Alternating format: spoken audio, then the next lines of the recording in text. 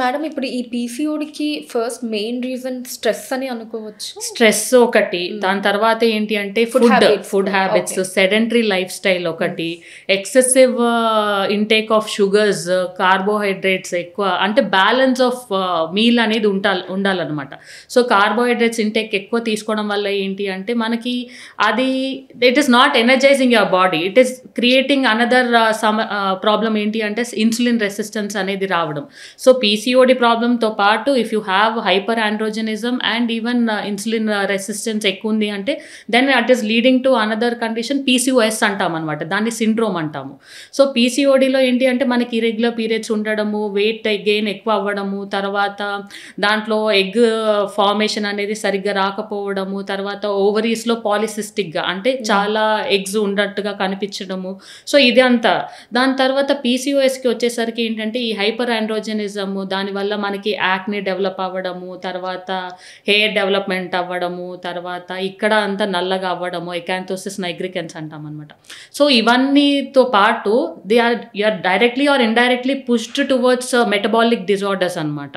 Metabolic disorders వచ్చేసరికి ఏమవుతుంది అంటే ఇన్సులిన్ రెసిస్టెన్స్ వల్ల they will be more prone for diabetes రావడము, హైపర్ టెన్షన్ రావడము, కార్డియోవాస్కులర్ రిస్క్ రావడము, దాని తర్వాత ఎండోమెట్రియల్ క్యాన్సర్కి కూడా లీడ్ అయ్యే ఛాన్స్ ఉంటుందన్నమాట. సో ఇది అంతా ఎట్లా అవుతుంది ఏంటి అంటే it is all vicious cycle again. So obesity రావడము, పీరియడ్స్ ఇర్రెగ్యులర్గా అవ్వడము, యానోవులేషన్ రావడం వల్ల ఇన్ఫర్టిలిటీ అంటే ఎగ్ రిలీజ్ అవ్వకపోవడం వల్ల మనకి ఇన్ఫర్టిలిటీ సమస్య రావడము. సో ఇదంతా విషియస్ సైకిల్ అనమాట. కమింగ్ టు పీసీఓడి, దాంట్లో ఏంటి అంటే though some people are with అంటే కొంతమందిలో మనకి జస్ట్ మార్ఫాలజీ అలా కనిపించినా they might not have hormonal imbalance. ఇవన్నీ హార్మోనల్ ఇంబ్యాలెన్స్ అవ్వకుండా ఉండడానికి, ఇవన్నీ సమస్యలు రాకుండా ఉండడానికి you have to be active, you have to have a bit of exercise. మంచి మనం ప్లేట్లో ఏం తింటున్నాం అనేది మనం చూసుకోవాలన్నమాట. సో ఏది కనిపిస్తే అది కొనుక్కొని తినడము, ఏది అవైలబుల్ ఉంటే ఫోన్లో జస్ట్ ఇట్లా ఆర్డర్ పెట్టేసుకొని 10 minutesలో you're just gulping all that. So it is not a dustbin. మనకి మిగిలిపోయిందని చెప్పేసి తినేయడము, వేస్ట్ చేయకూడదని తినేయడము, దో ఇట్ ఈస్ హెల్దీయా అన్హెల్దీ అనేది చూసుకోవట్లేదు. So you are what you eat అనేది that is really a big sentence. But అది ఏంటి అంటే మనం బాడీ ఎలా ఉంది అనేది మనం తినేదాన్ని బట్టి ఉంటుందన్నమాట.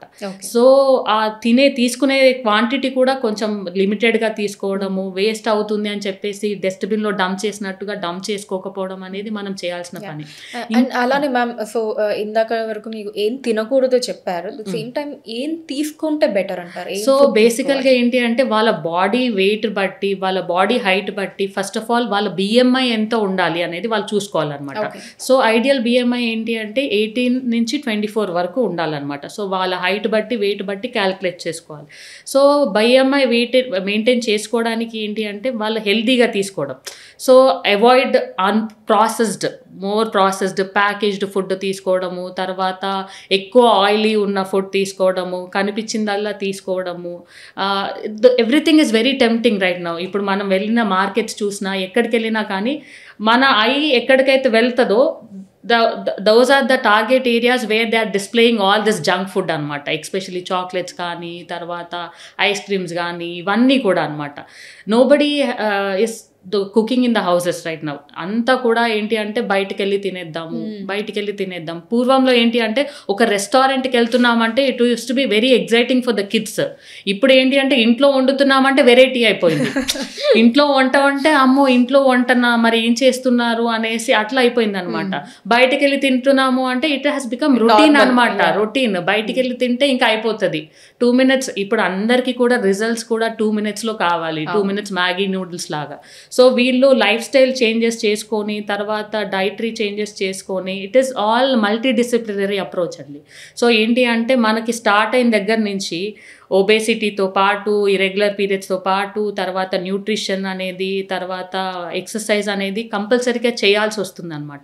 It is not only for your today, ఈ లైఫ్ అంటే ఒక 2-3 ఇయర్స్కే కాదు, ఫ్యూచర్లో కూడా మీరు రిస్క్ని అవాయిడ్ చేయాలనుకుంటే, ఫ్యూచర్లో కూడా మీకు ప్రాబ్లం రాకుండా ఉండడానికి, మెనోపాజ్ అటైన్ అయిన తర్వాత మీ బోన్ మినరల్ డెన్సిటీ మంచిగా మెయింటైన్ అవ్వడానికి, తర్వాత you have to look young, you have to look healthy అంటే you have to do something for your body. It is not like you just take today ఏదో ఇవాళ తీసుకొని జాగ్రత్తలు రేపటి కల్లా రిజల్ట్ వస్తుంది అని కూడా లేదు. So if you start putting your efforts from the day you realise that you are on the wrong side, the efforts will really help you in the long term అనమాట. అలా అని చెప్పేసి ఇన్స్టాంట్గా అనమాట ఒక 1 month వెళ్తారు, అసలు 1 month కూడా వెళ్తారో లేదో డౌట్. ఫస్ట్ జిమ్కి కడతారు, లేకపోతే ఏదో పార్కుకో కడతారు, లేకపోతే యోగా సెంటర్కి కడతారు, ఒక 1 monthకి కడతారు. కట్టిన తర్వాత ఫస్ట్ డే వెళ్తారు, సెకండ్ డే వెళ్తారు, సో థర్డ్ డే వెళ్తారు, ఫోర్త్ డే వెళ్తారు. తర్వాత 5th డే నుంచి ఆ షూస్, కొత్త షూస్ కనిపించవు, ఆ కొత్త డ్రెస్సులు కనిపించవు, అంతా ఇంకా బెడ్ మీదనే ఇంకా మొత్తం ఇంకా ఫోన్లో దూరిపోవడము, ఫోన్లో ఎక్కువ స్క్రీన్ టైం చూడడము, సరిగ్గా స్లీప్ ఉండకపోవడము, సరిగ్గా కరెక్ట్ టైంకి తినకపోవడము. అంటే పూర్వంలో ఏంటి అంటే 6 o'clock కల్లా they use to wind up, 6-7 o'clock కల్లా. ఇప్పుడు ఏంటి అంటే డిన్నర్ అంటే it has become 9 o'clock 10 o'clock, కొంతమంది మిడ్ నైట్ బిర్యానీ. సో అదంతా ఒక లైఫ్ స్టైల్ అయిపోయి, అందుకే అంటారు హైదరాబాద్ నెవర్ స్లీప్స్ అని. సో ఇదంతా very bad impact especially on the ladies who are suppose to be very strong, who are suppose to be very healthy to maintain the family. ఆ కింగ్డమ్ని maintain చేయాలి అంటే they have to be very healthy అనమాట.